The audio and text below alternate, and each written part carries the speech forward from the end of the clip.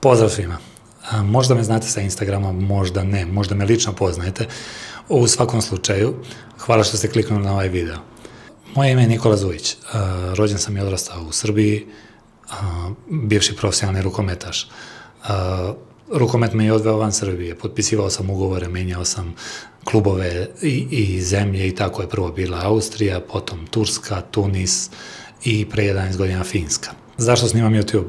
Pa zato što je ovo već dugo moja želja, želim to da radim i nekako uvek je bilo ranije ili posao ili nema se vremena, sada imam vremena i želim to da radim i to je prva stvar. Druga stvar je da mislim sa 40 godina da imam ponešto i pametno da kažem i da bi ljudima možda bilo zanimljivo da prate to. Danas radim kao kondicioni trener teniserima. Za vreme rukometne karijere sam studirao i kada sam završio karijeru, ostao sam u sportu i krenuo da radim sa teniserima. I dalje to radim, s tim što više radim online nego uživo, nekih 80% posla je online i to me je dosta pomogao Instagram gde imam neku zajednicu od više od 150.000 ljudi.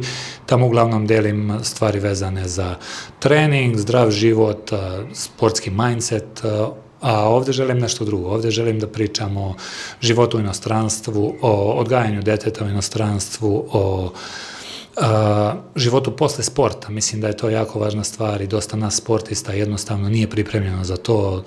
90%, 95% nas završi karijeru, a da nismo zaradili dovoljno da ne moramo ništa da radimo do kraja života i mislim da je to veliki problem, bar ja sam se tako opterećivao i razmišljao šta posle sporta.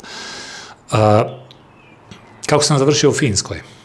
Kao što sam već pomenuo, igrao sam u različitim zemljama, te 2014. sam došao u Finsku, a razlog je bio jednostavan.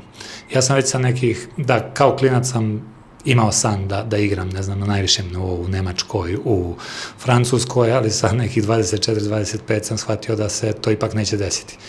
I onda sam razmišljao da bi bilo dobro naći neku zemlju gde ću da nastavim karijeru, zemlju koja je stabilna, mirna i gde ću kasnije moći da ostanem da živim. I tako je stigla ponuda iz Finske te 2014. Kad sam krenuo ovde, pa nisam znao mnogo o ovoj zemlji, jednostavno znao sam da je to zemlja negde na severu Evrope sa 1000 jezera i to je uglavnom bilo to.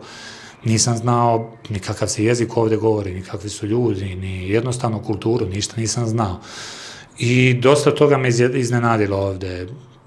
Pre svega dosta prijatnih stvari, ima i nekih stvari koje nisu možda tako prijatne za ljude koji dolaze sa našeg prostora, ali sve u svemu nije ovaj video da ja sad pričam kako je Finska loša ili da je hvalim u zvezde. Mislim da Finska nije utopija, kao što možda nekada vidim naslov u novinama kod nas kako su ovde prosečne plate, ne znam, 5.000 eura, 10.000 eura, to nema veze sa životom.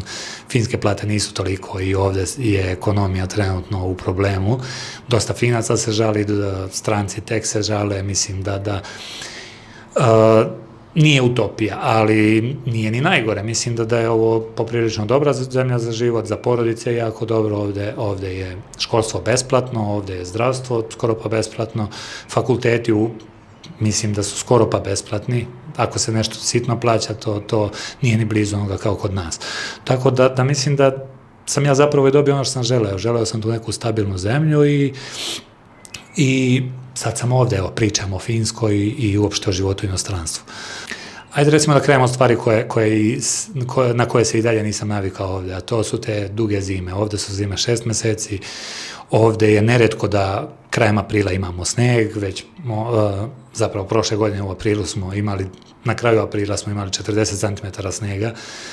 I da, nekad je to jako teško, pogotovo kad mi se javi drugari sa Balkana i pošalju mi sliku ili nešto, već u aprilu oni sede na terasi i piju kafu, a mi ovde i dalje imamo zimske jakne.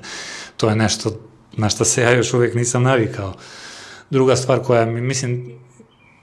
koja mi smeta, možda i najteža za mene, a to su ti meseci kad nema dana nikako ili ima malo nešto dana, ali uglavnom je jako teško, meni je jako teško i mislim da je poprilično depresivno mnogim ljudima. Od novembra do februara mislim da ta dnevnica je jako kratka, to je samo par sati i to nije dan, to je više onako kao sumrak kod nas. Dok leti su dani, pa evo kao što vidite sad je ovde 7:10 uveče i dalje sunce greje i grejaće do 9, a u junu mislim da ne mislim, znam da mraka skoro pa i nema. I to je ono što volim u Finskoj. U Finskoj volim leto, volim što je ujednačena temperatura, nije pretoplo, zna da bude toplo do 25-30 stepeni, ali nije pretoplo i nekako je temperatura ujednačena. Volim što ovde, iako smo jako daleko od Balkana i svega, ovo je zemlja gde svako može da bude ono što želi i da mu se niko ne meša, da gradi svoj biznis ili porodicu ili svoj život onako kako on želi. Mislim da je to jako dobra stvar, mislim da je to jako važno. To je neka od prednosti Finske. Ali kao što sam rekao, ove stvari ću deliti u posebnom videu, napravit ću jedan malo duži video o životu u Finskoj, o životu stranaca u Finskoj, koliko je teško dobiti posao ovde kao stranac, zato što jeste stvarno teško, ali to ćemo nekom drugom prilikom. U svakom slučaju, ako ste neko koji je zainteresovan da živi u inostranstvu ili već živite u inostranstvu, ako ste bivši sportista, ako želite da pratite neku normalnu priču bez naduvavanja, mislim da je ovaj kanal za vas. Ako vam se sviđa ovo što pričam, pretplatite se, ako ne, ok, svakako hvala što ste pogledali ovaj video i vidimo se nekom novom prilikom. Pozdrav, ćao!